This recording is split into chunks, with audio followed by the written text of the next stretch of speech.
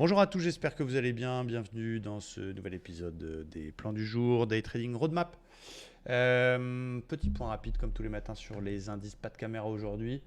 J'ai un petit problème de branchement, il va falloir que je règle ça rapidement. Quoi qu'il en soit, on est sur le DAX. En daily, le DAX toujours dans sa tendance haussière avec un beau canal haussier qui fait son job depuis quelques mois. En attendant, on a quand même une journée importante avec plusieurs statistiques économiques, notamment la confiance du consommateur cet après-midi aux États-Unis et surtout les résultats de Microsoft et Google, si je ne m'abuse, qui ont une importance quand même extrême sur les indices américains et donc derrière sur les indices mondiaux. Donc on peut comprendre que ça stagne un peu en attendant ces résultats-là. Et le DAX, il est complètement en PLS, complètement bloqué dans un range. Regardez, on est en 1 heure. Un gros range. Alors, entre 15 880 et 16 060. Il y a une zone qui me plaît beaucoup, c'est la zone en grise, en 4 heures ici, qui est l'ancienne zone de résistance, qui est déjà polarité, que je surveille, et aussi le bas de range. Donc voilà mon plan pour la journée. Vu qu'on est dans une tendance de fond haussière, je privilégierais un achat soit dans la zone 880 sur très beau signal, soit beaucoup plus bas sur les 650.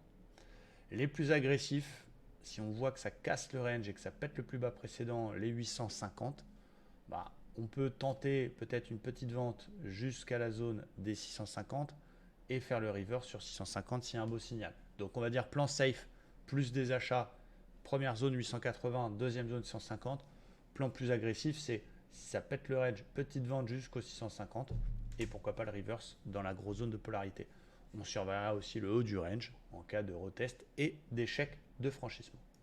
Du côté du Dow Jones, il est toujours bloqué sous son oblique.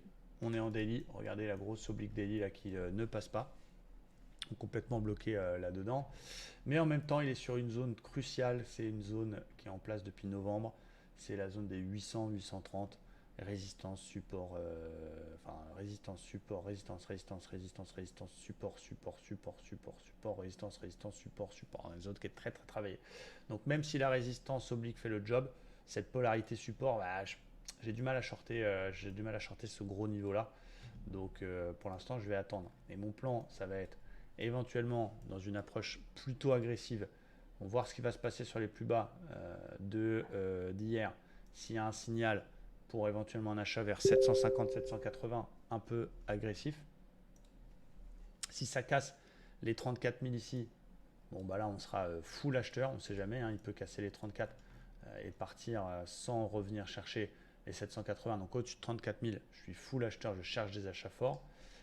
Et éventuellement un plan plus agressif serait en cas de retest des 34 mais sans franchissement plus signal de vente, pourquoi pas essayer une petite vente sur 34 000. Donc voilà, il va falloir être patient. Côté Nasdaq, toujours haussier dans son espèce de fanion. Donc pareil avec le résultat des GAFAM qui va avoir un bel impact. On est sur une belle polarité, 4 heures, la zone en grise que je viens de vous montrer, dans un petit canal baissier. Donc avant d'acheter, je préférerais qu'il casse le canal, ce serait plus safe pour aller chercher les 300. Et achat plus agressif, c'est s'il vient sur les plus bas de jeudi 13, donc pour un achat vers 940, si vraiment super 5 étoiles. Pas de vente pour l'instant du côté du Nasdaq.